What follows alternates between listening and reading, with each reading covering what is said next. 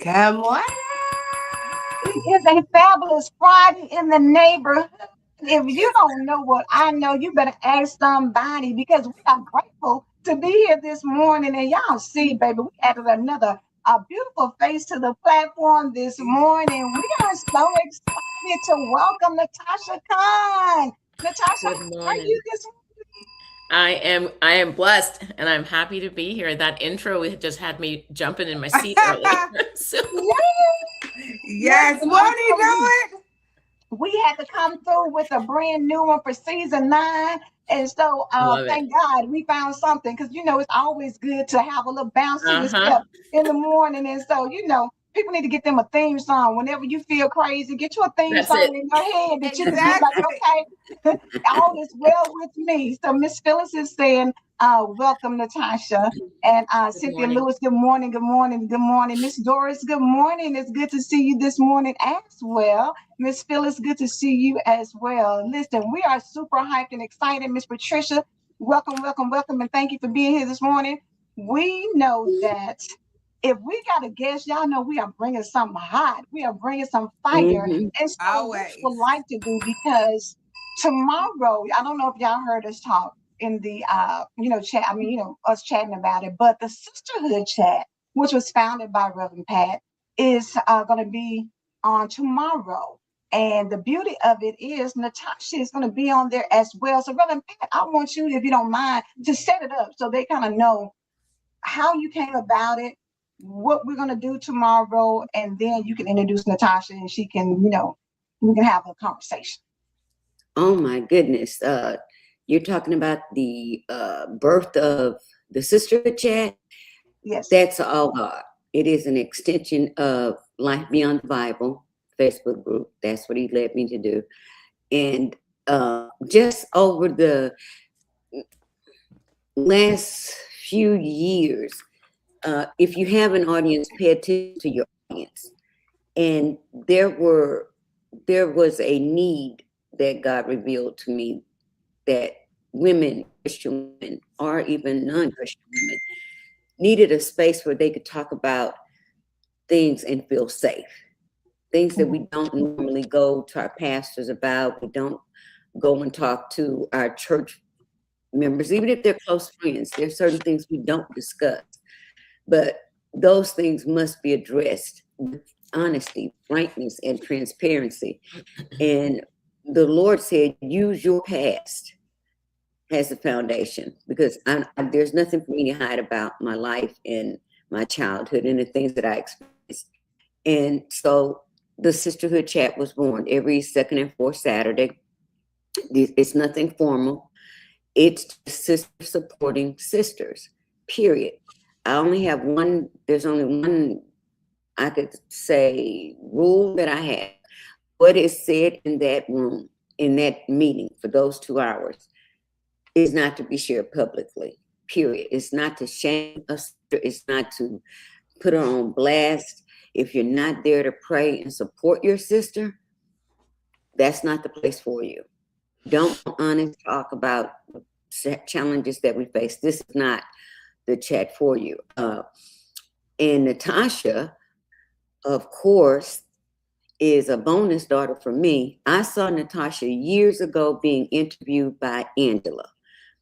And in fact, it was an evening interview. And I saw the interview and I immediately said, I want to talk to her. And let me tell you, she has a wealth of information. And thank you too for being so transparent about where God has brought you from. We don't want to have I don't want to have a conversation with somebody ain't never been through anything. Your testimony is powerful, and your testimony is needed, and your story is needed, and your deliverance is needed. So Natasha and it's Natasha's thing tomorrow. I'm just going to sit back. I'm studying trauma bonds so that I can be fully aware of what we're discussing, but it's on her. Period. Let And them I thought have it it, was the other and Natasha. I thought it was the other way. Hey, huh? I was like, Glad wait I a know minute. that. You see her face. Nope. Mm-mm. You So know, the beautiful Natasha, thing about Natasha that I have found, and Natasha and I got connected through an anthology that I did with Rhonda Turner. She had a group, and so one of her good friend, Nefertarius, who connected us Yep. together. And so Yep. from there, Natasha's just been it's just a beautiful expression of how people deal with things and what they go through, but how you don't have to stay there and you can overcome it. And I love that, her delivery is so mm-hmm, it's so good in that, you know how sometimes you can listen to people and you kind of like, yeah, and then okay. But when you listen to Natasha and when Exactly. it is like I told her, it's so relatable. And it's so, you know how sometimes you can say, like, I can't imagine you've been through that. And the reality is people have been through some drama, some trauma, some things that mm-hmm, will make you clutch your pearls and scream and get up on the bed and hide. But God, you're still here. Hmm. You're thriving. You have a beautiful family. You know, you are in practice helping other people. And I just love it because I feel like we all need someone in our life that can speak life into us and that can anchor us, but at the same time, not make us feel like we're being judged. Because for a lot of people, you don't share things because you don't want to feel judged. You don't want somebody to make you feel Hmm. like that was dumb, that was stupid. Even if in your head you're like, why would you go and do something dumb like that? The reality is, all of us are guilty of making decisions and being in situations that we never thought we would be in. And that's life. So, Natasha, we talking about how amazing and wonderful and great you are, but please share with everybody a little bit more about your background so they kind of know who you are. Well, first of all, you guys have so many nice things to say. I don't know if I should be smiling. I don't know if I should be crying. I don't even know how I should be feeling right now. So just thank you so much just for your kindness. Let me see if I can shorten it. I was born and raised in the Caribbean, came to the United States when I was about 12 years old. I experienced a lot of psychological, verbal, physical abuse prior to coming to the United States when I was 12.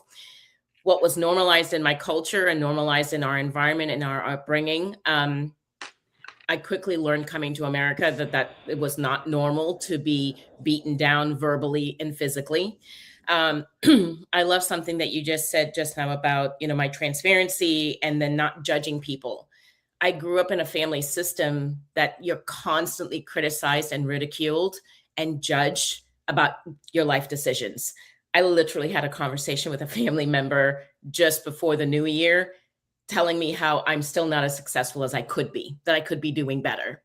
Right. And you're just kind of like, are It's you always serious? them families for them Right. kidships. Yeah. And it's just like, okay. Something that God revealed to me that day was I don't have to prove anything to anybody anymore.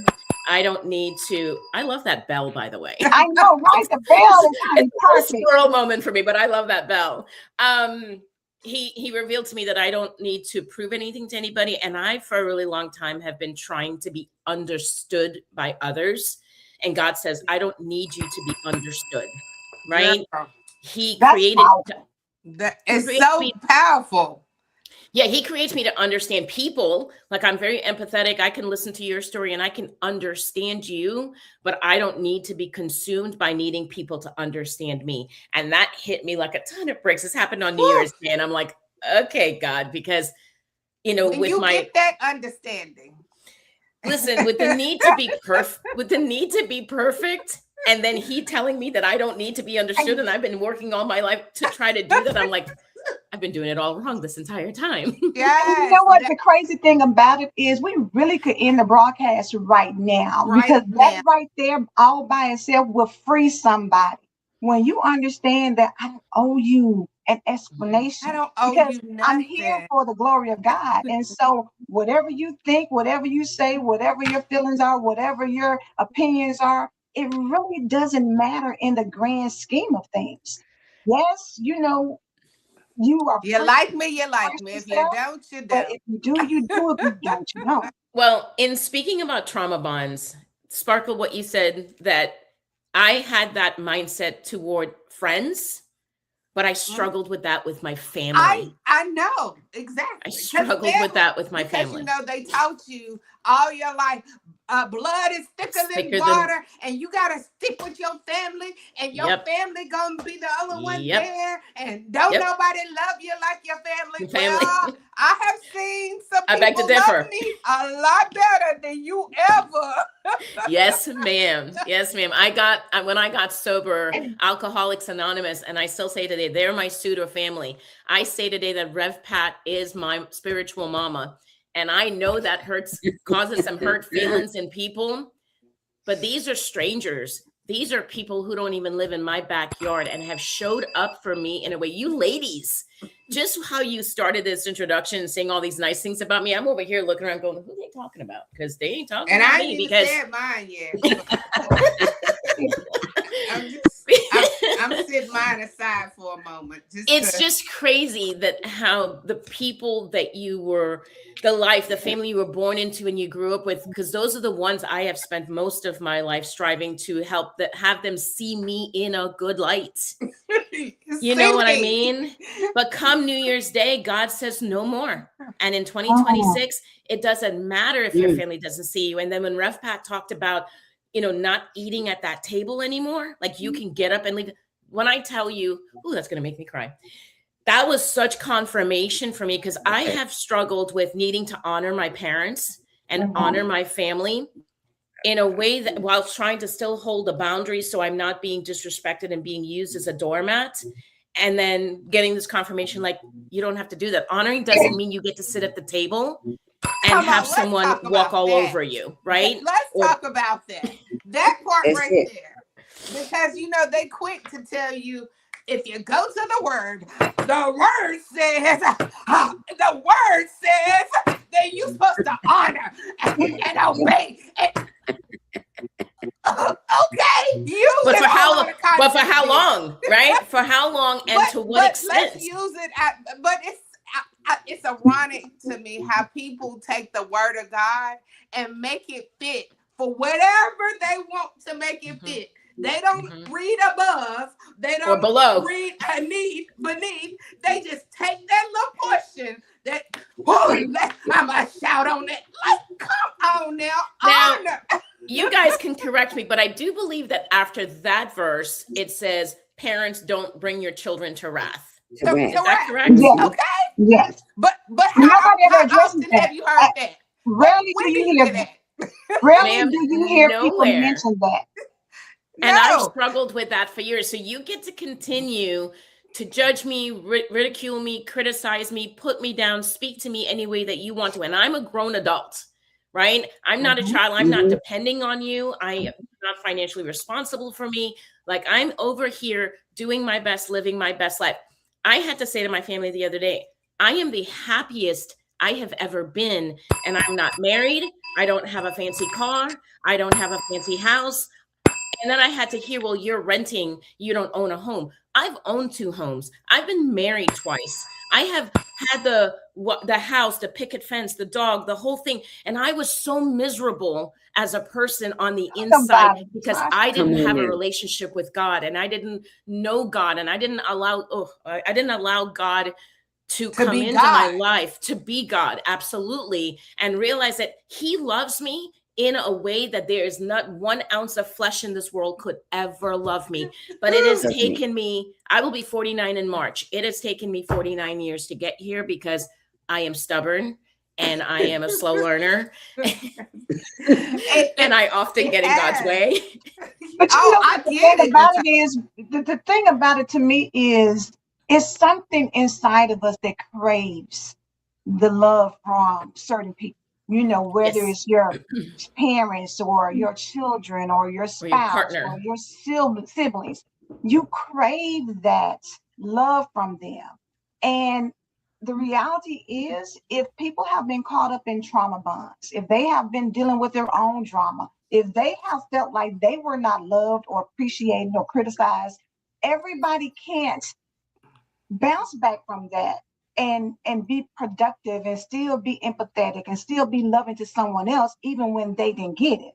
And so, yes, we want sometimes what is not meant for us to have, and we want sometimes what only God can give you. We run and seek it and search it and try to find it in every other place or person or thing, but you're empty because it's not meant for them to fill that void. And that is what breeds addiction.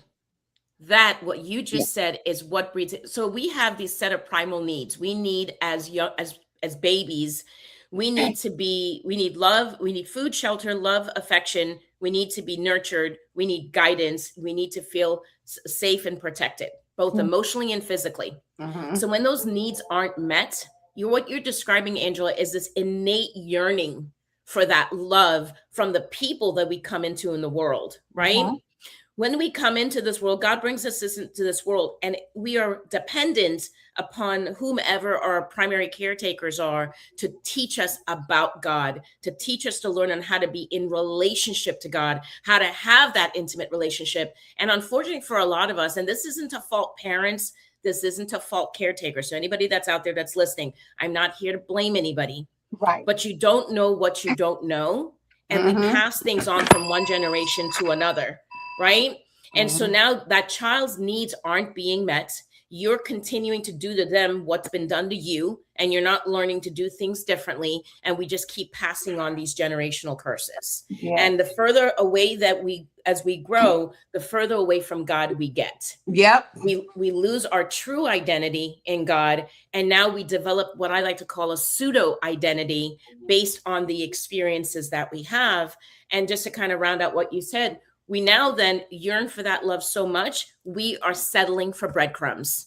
Whatever little you can give me, I'm going to take that, because a little sliver or a breadcrumb is better than nothing. And I don't say that to judge anybody. When I left my home at 18 after being physically abused, my first husband was emotionally neglectful, would emotionally abandon me in the relationship. And he would emotionally keep distance from me when he was not doing at his best. In my sick mind, he wasn't beating me. In my sick mind, good. I mean, so he wasn't. Yeah. So he's doing good to me. He's not beating me. He's a step up. He's a step up from where I came from. I look back now and realize that was a breadcrumb that was being handed to me. And this isn't to say anything about him. It's to say that what you said, Angela, I wanted that love so bad that the fact that he wasn't beating me, that was good enough for me. Yeah, but the thing about it too, Natasha, is that people will look at your situation and say, girl, you better be glad because you got a man who does this, that, and the other. So they externally validate family what did. they see. Yes. Not understanding that it's more to life than having a big fancy home and a really nice car. It's more to life than that. And when you get caught up in, well, at least I need to be glad that he's not doing X, Y, and Z. No, we have to stop normalizing settling for the bare minimum and the basic. And Eliasa said, you are so correct. I'm fighting for the entire loaf in the kitchen. It was baked in. Because baby, I just cooked it. So if I cooked it, you can't give me no crumbs. When I sit there and labored it, you think you're going to give me the crumbs when I labor it? But I'm so glad that we're talking about the trauma. Trauma is not just what happened to you. Trauma is how you handled it inside of you. Amen. It's that inside that taught you. Because at the time when the trauma was being taught to you, you didn't have no language to it. You didn't know what to do with it. You didn't know how to handle it. You didn't know what safety was really like. Correct. You thought this is how people live. Like, this must you normalize it. Yeah, this must be normal. When people are sitting there cussing their kids out, like literally cussing their kids out, telling them how they are bees and you are no good this and you are like you're speaking that into them. And then when they get out in life, they're saying, this is who I am. I am a B-I-T-C-H. I am this, because that's what you put inside them. They didn't know to correct it. They didn't know let me erase that. It's learned behavior, right? People today talk about, my adult child is this, that, and the third. Okay, they were raised in your upbringing. You can blame the school system. You can blame the neighbor down the street. You can blame the kids on the block. White people. Right. You can blame them all, right? But at the end of the day, we have a personal responsibility within our households to take a closer look. Like, I'm not saying that children aren't going to go out in the world, myself included, aren't going to go out there and find ourselves being influenced by other things. Right. But what are you doing in your home? Because there's a personal responsibility there as well. And from what you're describing, Sparkle, it's not, you're not breathing life, you're killing the spirit within that individual, right? And when you weaken that godly spirit that we are born with, you leave room for the enemy to come in and have his will with your child, with that human being. Right. And if that child is not grounded and centered and have a relationship with God, again, I deal with this every day with addiction. Addiction isn't just a mental issue. It is a spiritual issue. And that is something people do not talk about. Right. For those of us who sustain sobriety, you will hear a lot about having had a spiritual awakening, right? And then developing a relationship, an intimate relationship with God, because we didn't have that before. Whether that's because we had religious trauma, whether that because maybe we grew up in a household where they were atheists and they didn't really believe, or in my household, they believed in a God, but what they said God is about and how they lived, what they did was not in alignment. Right? I was telling someone yesterday, I grew up around hypocrites. I grew around people saying one thing and doing something else, which brought a lot of confusion in my life. But that is what breeds my transparency today. Yeah. What you hear and see in me, I am like that anywhere I go. And you're either going to like it or not, because I grew up around people pretending to be one thing when they're not. So say this real quick, Natashah, to address something that we're even not talking about, which is funny because on YouTube we have a lot of people who come in and they have a lot of things to say. And the reality is, when you're and Reverend Pat, I know you go in and you try to, censor it and all of that. But at the end of the day, you're on here because you need to hear this word. And although you put all these things in a comment, it is because you've experienced trauma and you feel like it's okay to come on to somebody's platform and say negativity, but you're the exact person that we're talking about because you've got a trauma bond that you can't release. So you want to spew evil and hate and ugly speech and different things like that on other people. But that is because you're dealing with something and you don't know how else to express yourself. So you feel like it's okay to say certain things. And it's not. And so the thing about it is, we won't give you attention, but we want to let you know that when you're hurting, seek some help from somebody who will listen to you and understand where you've been and what you've been through, so that you don't feel the need to come on another platform and say some of the things that you say. You're here because you need to be here, because you need to hear what's being said. You may not realize it now, you may not understand it now, by circumstance, but it's not by exactly. You are here for a reason and a purpose, and whether you think it's nice or ugly, or we need to be in the kitchen, or shut up, and you want to say ugly things, you can do it because people do it all the time. But if you feel good about what you do, then you need to talk to somebody and seek some help so that you can become a better person internally who doesn't want to do that, because I guarantee you don't want it to happen to you. If it's happened to you in the past, you shouldn't pass it along. You should stop the book and figure out, what do I need to do to heal from the trauma bond I've experienced? Amen. Yes, exactly. And we ain't gonna give it a lot of attention, because attention is exactly what it needs. Thank you. That's why, Angela, you slimmed it up real fast. We're not gonna give it any attention. Natashah, I wanted to ask you something, because we're all created in the image and likeness of God. So we are automatically, internally, whether knowledge or not, connected to him. And he instituted the family.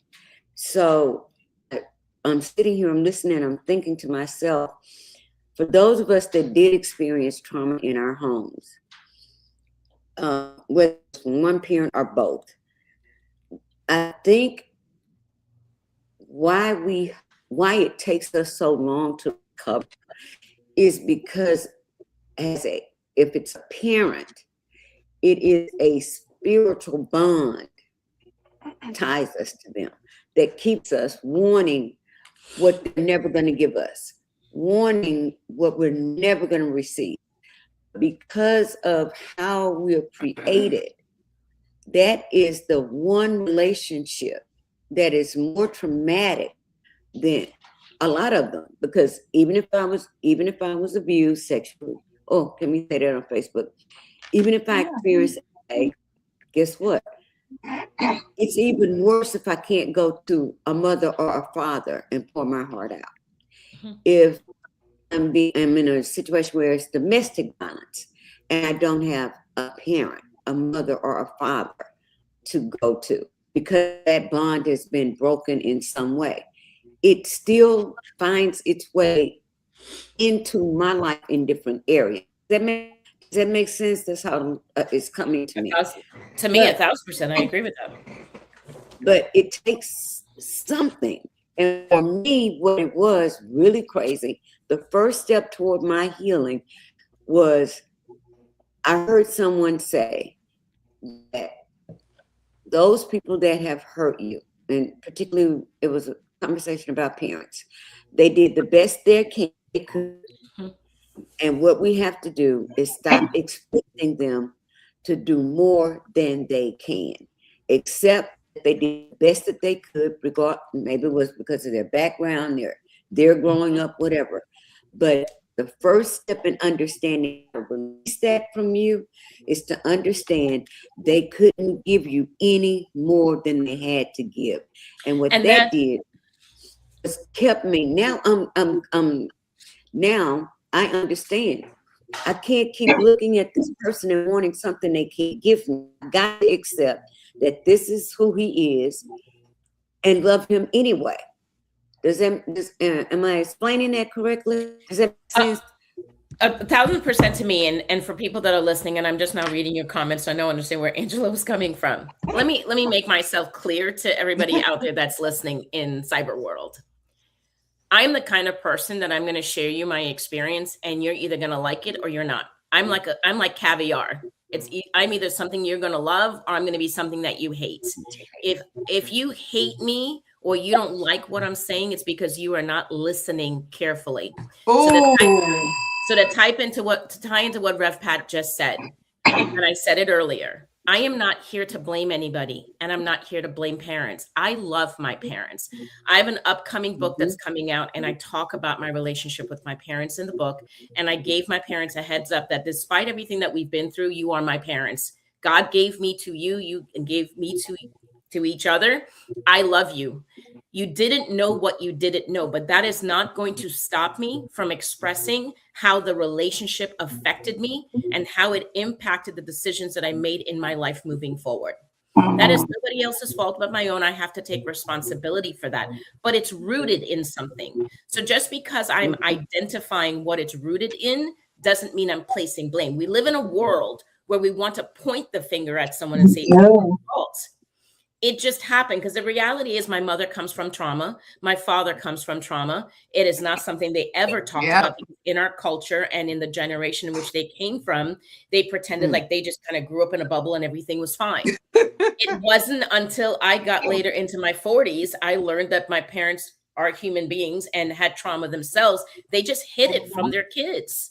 So what you're saying, Rev Pat, 1,000%, I had to understand that it's not that they didn't love me. They didn't know how, because the generation for them didn't give them the love or show them the love they needed. And if we go back to the beginning of time, it's where it started. Somewhere along the lines when, between Jesus and Adam and Eve, we have a disconnect in humanity where we didn't learn on how to embody Jesus. We didn't learn on how to embody his love and to walk in the image of him. And so therefore we are passing on this dysfunction. Yeah. Right? So I agree with you. It's spiritual. There's a spiritual tie, because that's the first relationship. The very first relationship that we have is with our mothers in the womb. Yeah. That is the first relationship for every single boy, girl, man, whatever you want to say. That's who the first relationship is with. So we are tied to that, absolutely, on a spiritual level. And so we can't help but innately yearn, right, to want to have that approval, want to have that relationship, and want to have that love. But we have to come to terms and come to the reality that people are just not qualified, they're not equipped, they just don't know. And when I realize that you're just not capable to meet my needs, I am free from carrying resentments. I am free from, because I have to tell you, I used to quote unquote hate my mom. And she and I had a conversation about this the other day. I love her. I love her. And I actually hurt for her because she's 70 something years old and she has not worked on her trauma. She has built a life and neither will she, trauma. Probably not. Probably won't, because you can't ask people to do what they refuse. Like some people, they're not capable of sometimes. They don't have the capacity or even the mindset to process the change of heart. Correct. Correct. Kelly's comment is, it took me a long time to realize that manipulation is also a form of abuse. Yes. I had a very manipulative relationship with my mom, and I had to step away for 20 years. Wow. But you stepped away for her. That step away was not like, oh, I don't want nothing to do with my family. At that point, she had to say, I'm going to get saved. I need to be safe, because every time I walk in here, I am not safe. I don't. Come on now. My heart start beating. Like, it goes back to that heart. Like, we got to learn how to treat this heart, because you only gonna get this heart. Like, you can get a heart replacement, but we know what that takes. But I'm saying that heart in the inside, because if she would have stayed for those 20 more years, she would have continued to endure that. She would have continued to endure the suffering and the pain that comes with that manipulation. And I love the fact that Kelly highlighted that, because I think when people hear abuse, they think something that's aggressive, invasive, and or intrusive. And in reality, that is not just what abuse is. Abuse is any single experience, a one-time incident or an ongoing incident that leaves you emotionally with emotional discomfort. In the clinical world, we call emotional discord, but it's emotional discomfort. If you're still emotionally tied to an experience of your past, that comes from emotional neglect, comes from emotional abandonment, not just physical neglect and physical abandonment, right? You can have two parents intact, but if you've got a parent constantly telling you you're no good, you're this, you're that, you could do better, you're always failing, and always pointing out the negative, while they might have the best intentions. My mother used to always say, it is not what you say, it is how you say it. And ironically, while that's from her, the caveat to that, as much as we say about people who speak to us and say, oh, you could have done better, or you got a B where you should have got an A. I don't understand why, you don't apply yourself. But on the same flip side of that, when people emotionally abandon you, when they don't talk to you, when they don't give you hugs, or they don't say great job, or they don't, when you're silent, when you're like, hey, I did a great job, okay, and they dismissive, that creates that has effect in that child as well. So you gotta be really, it's a thin line, because as much as you may have said, oh, well, I don't cuss my kids out, I don't talk crazy to them, but if you don't ever say anything, if they come in and say, I had a great day, and you say, well, you know what, I got a headache right now, so just go in your room and be still. And you never connect because you're emotionally distant.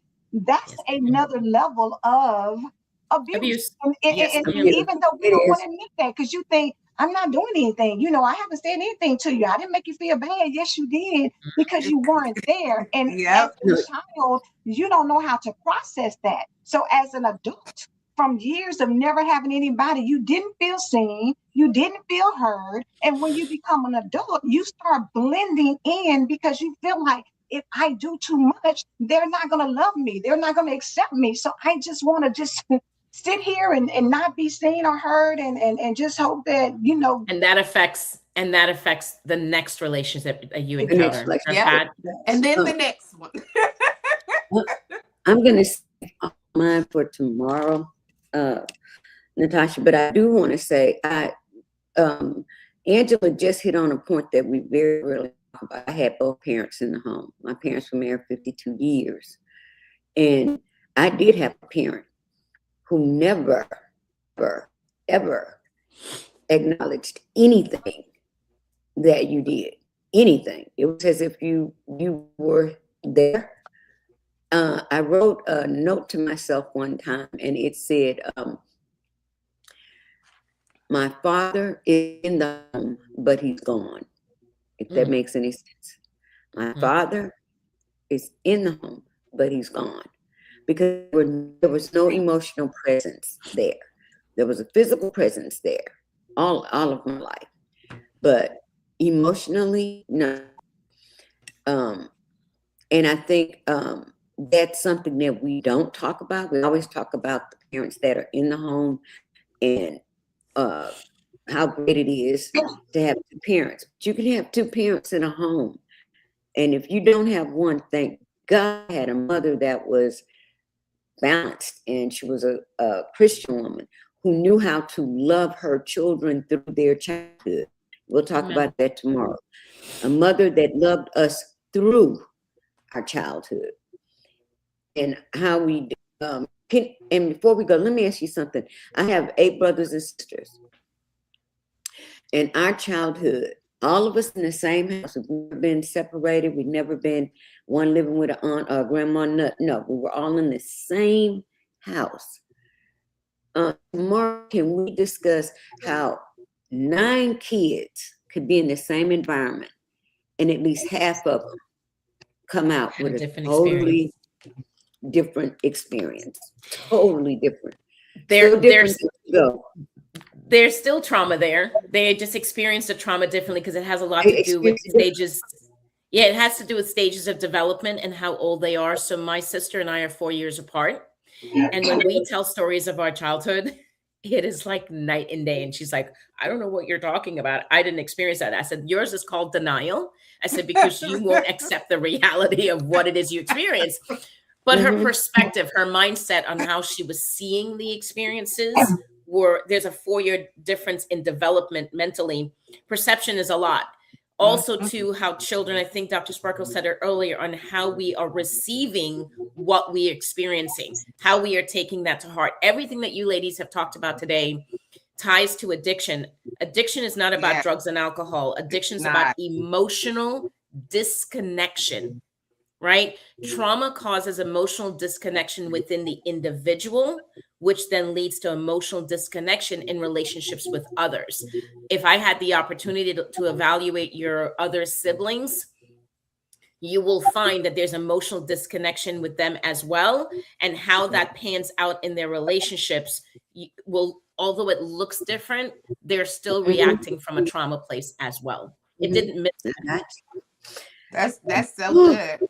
That's so Y'all good. have to get registered for tomorrow. I know. I'm going to say, honey, if you haven't get it, let me see, who is this? Oh, Kelly. She said, after the 20 years of separation, my mom wrote me a letter apologizing, but also taking responsibility for her actions. She asked for forgiveness, and I granted her that. When she passed, we were back to having a good relationship. Whenever one of us started going backwards, we would remind each other that we have grown and we don't need to travel. I'm sorry, that bumpy road anymore. When you forgive, and you can stay. I'm sorry, when you forgive, you forget, and you can stay. We aren't going to go back there. Stand on your forgiveness. That's right. No, that's right. Yeah.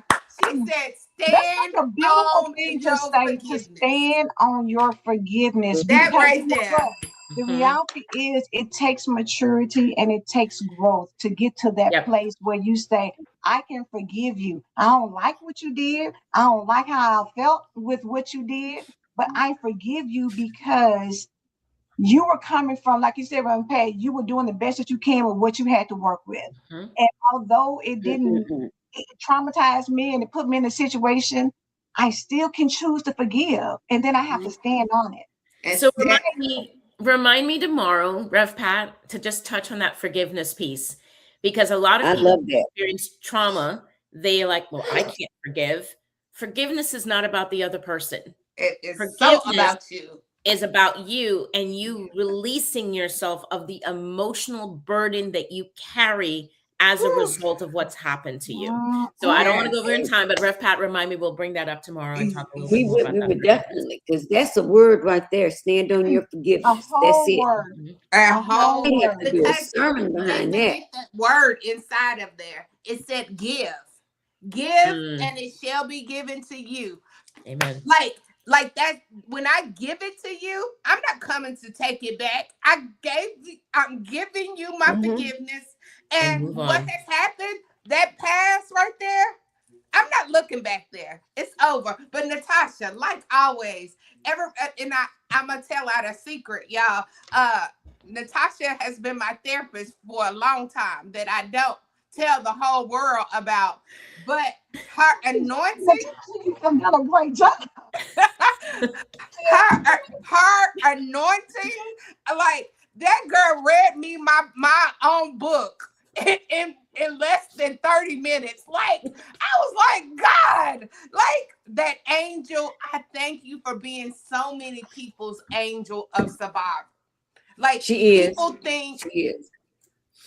people, because therapists, the right one, y'all should develop a bond together. It's the right therapist should be also your friend, your home girl. Like your therapist, you should be able to tell them the real and not be scared. Oh, what they gonna say, what they gonna think about, how they gonna.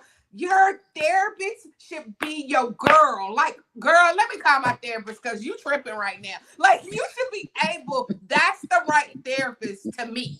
Like, But you have everybody to be has, open to that, Sparkle. A lot of people aren't open to actually opening themselves up to even share that level Yeah. because you want to be healed, but you don't. You're yes. comfortable in this situation and you feel like but what if I get healed? Then what happens after that? Because And I don't so, know how to live a healed That's a life. whole other word. That's a whole other A whole- conversation. That's a part two. Yes, I don't know how to live that healed life, but Yeah. That's a part but two. I just want to scream out to you, girl, living that healed life. Woo! It is so much. Woo! Yes, I'm ma'am. and I'm telling telling you, you you. can see it all over Sparkle, and I love that you were instrumental in that. And so I'm gonna just put it out there, Natashah, because you all are doing the sisterhood chat tomorrow. We come back again on Tuesday. If you're available, come back Tuesday, and we'll do a follow up to talk about maybe some of the things that were, or if you can't come Tuesday, any day next week, I've just told let us you know. from day one, and I told Ref Pat this, so I'm going to make a public announcement. Whatever you ladies need from me, I will make the time for you guys because you guys are truly amazing. So absolutely, count me in. Yes, I don't, Yes. Angela, you know I don't like to wake up early. So the fact that I'm waking up early for you ladies. baby, let me tell you, Looking when I good tell you, too. And when it's God, for real, she don't. says she's God's favorite daughter, but I'm gonna tell you that, honey, God loves all of us because all of our guests tell us that. Like Mr. Dale said, I don't get up for nobody but For y'all. nobody. So and we appreciate it and we love you We all for it. do. Yes, We We yes, do. do. yes. That's why you have to stay with follow Reverend Pat on the daily devotion so you can continue to fall in love with us. I know it's just something about that addiction. It's the addiction of falling in love with Love. us. So follow her. The Sign Dorothy, we up can't for. wait for tomorrow. Miss Reverend Pat, will you let everybody know for those who may Have not not be registered. registered how they can give? If you have not registered for the Sisterhood Chat, all you have to do is go to the Life Beyond the Bible Facebook group. You can look on the event tab or the featured tab.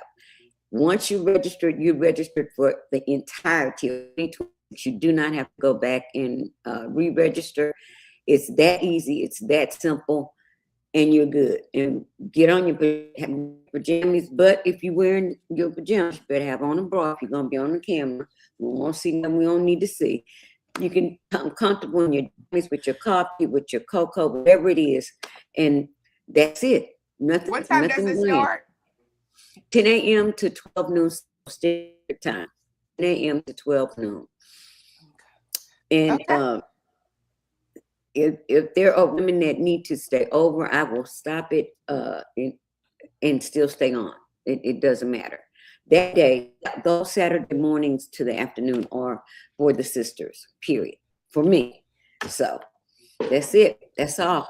I gotta Come on and get your chat on. I'm telling Yes. y'all, because sometimes you don't know what you need until you show up and get it.